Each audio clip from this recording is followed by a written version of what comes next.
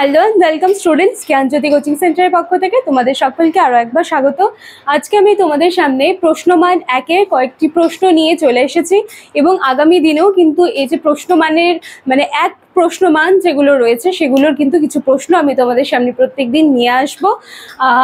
কোয়েশ্চেন্সে যাওয়ার আগে আমি তোমাদেরকে একটুখানি একটা ছোট্ট সলিউশন দিয়ে দিতে চাই। তোমরা যারা প্রত্যেক দিন কিন্তু আমাদের সাথে জুড়ে আছো, জ্ঞানজ্যোতি কোচিং সেন্টারের সাথে জুড়ে আছো থ্রু ইউটিউব ভিডিওসের মাধ্যমে, যারা পেইড ব্যাচে জয়েন আছো তারা তো জানোই পুরো প্রসেসটা কিভাবে তোমরা জয়েন করতে পেরেছিলে, কিন্তু যাদের জানা নেই আমি তাদেরকে বলে দিচ্ছি। দেখো কর্নারে তোমরা এখানে দুটো নাম্বার দেখতে পাচ্ছ। এই নাম্বার দুটি হলো আমাদের জ্ঞানজ্যোতি কোচিং সেন্টারের হেল্পলাইন নাম্বার। এই দুটি নাম্বারের মধ্যে যে কোনো একটি নাম্বারে কল করে কিন্তু তোমরা অনায়াসে আমাদের সাথে জুড়ে যেতে পারছো। কোর্স ডিউরেশন রয়েছে 6 মান্থসের এবং কোর্স রিলেটেড যা কিছু সমস্যা তোমাদের রয়েছে বা যা কিছু প্রশ্ন রয়েছে সব কিছুর সলিউশন কিন্তু তোমরা এই দুটি নাম্বারের মধ্যে যে কোনো একটি নাম্বারে কল করে পেয়ে যাচ্ছ। চলো কথা না বাড়িয়ে এবার আজকে আলোচনার বিষয়ে আমরা চলে আসি। দেখো আমি এখানে 6টা কোয়েশ্চেন আজকে নিয়ে এসেছি, প্রত্যেকটারই প্রশ্নমান 1। আমি একটু আলোচনা করে দিচ্ছি এগুলো। নাম্বার 1, 1 নম্বর যেটা রয়েছে সেটা হলো রসবোধমূলক পাঠ কি, বা রসবোধমূলক পাঠ বলতে কি বোঝো।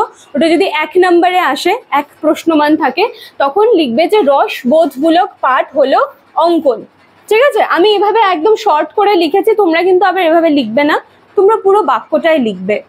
এরপরে 2 নম্বরে রয়েছে দক্ষতামূলক পাঠ কি, বা দক্ষতামূলক পাঠ বলতে কি বোঝো, পাশে দেওয়া থাকবে প্রশ্নমান 1। তখন তোমরা লিখবে দক্ষতামূলক পাঠ বলতে বোঝায় মডেল তৈরি করা। ঠিক আছে। নাম্বার 3, পাঠ পরিকল্পনায় ভারতীয় পদ্ধতি কাদের উদ্যোগে নির্মিত হয়েছিল, কাদের উদ্যোগে নির্মিত হয়েছিল। এই অ্যান্সারটা হবে Mahishur college of education. Mahishur college of education এদের উদ্যোগে কিন্তু নির্মিত হয়েছিল। নাম্বার 4, ব্লুম কে। এখানে ওনার পুরো নামটা আমি লিখেছি। তিনি আমেরিকার শিকাগো বিশ্ববিদ্যালয়ের অধ্যাপক ছিলেন ব্লুম, এবং ওনার পুরো নাম হচ্ছে বেঞ্জামিন এস ব্লুম। এরপরে নাম্বার 5, পাঠটিকার নমনীয়তা কি, বা যদি তোমাদের বলে যে পাঠটিকার নমনীয়তা বলতে কি বোঝো, তখন তোমরা বলবে যে প্রয়োজন বোধে কিন্তু শিক্ষকেরা পাঠ টিকার পরিবর্তন করতে পারেন। যদি দরকার পড়ে তাহলে পাঠ টিকা যেটি রয়েছে সেটার কিন্তু পরিবর্তন করে নিতে পারবেন। তো সেক্ষেত্রে সেটাকে বলা হচ্ছে যে পাঠের নমনীয়তা। আমি কিন্তু আবারও বলবো যে আমি যেভাবে এভাবে লিখেছি যে পাঠের নমনীয়তা বলতে কি বোঝো, বা আমি একেবারে শর্ট করে জাস্ট টার্মগুলো তুলেছি যে পাঠের নমনীয়তা কি বোঝায় সেটা লিখেছি। তোমরা কিন্তু পরীক্ষায় আবার প্রয়োজন বোধে পাঠটিকার পরিবর্তন এভাবে কিন্তু লিখবে না, পূর্ণ বাক্যে লিখবে। আমি বারবার বলে দিচ্ছি, পূর্ণ বাক্যে লিখবে। নাম্বার 6, হার্ভার্ডের পঞ্চসোপানের আদর্শকে গ্রহণ করে অপর একটি পাঠ পরিকল্পনার স্তর কি। মানে হার্ভার্ডের যে পঞ্চসোপান স্তর ছিল সে ব্যাপারে তো আমরা সবাই জানি। ঠিক আছে, যারা আমার ক্লাসগুলো দেখেছো, রেগুলার ফলো করছো, তারা কিন্তু জানো আমি একেবারে বোর্ডে লিখে লিখে করিয়েছিলাম।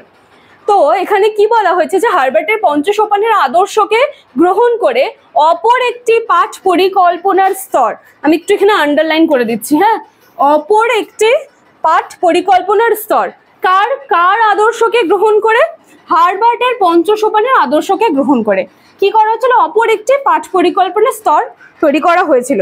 তাই সেই স্তরগুলো কি কি সেটা জানতে হবে। দেখো, প্রথমে রয়েছে প্রত্যক্ষ পরোক্ষ, তারপরে রয়েছে উপকরণ, আয়োজন, পাঠ ঘোষণা, উপস্থাপন, অভিযোজন এবং বাড়ির কাজ। ঠিক আছে, তাহলে এই যে পাঠ পরিকল্পনাটা রয়েছে, যে অপর আরেকটি পাঠ পরিকল্পনার স্তর তৈরি করা হয়েছিল, সেটা কিন্তু হার্ভার্ডের যে পঞ্চসোপান স্তরগুলি ছিল সেই আদর্শকে গ্রহণ করে কিন্তু এটা তৈরি করা হয়েছিল। তা আজকে আমি 6টা কোশ্চেন নিয়ে তোমাদের সামনে চলে আসলাম। তোমরা চাইলে কিন্তু স্ক্রিনশট নিয়ে নিতে পারো। আমি একটুখানি সরে যাচ্ছি।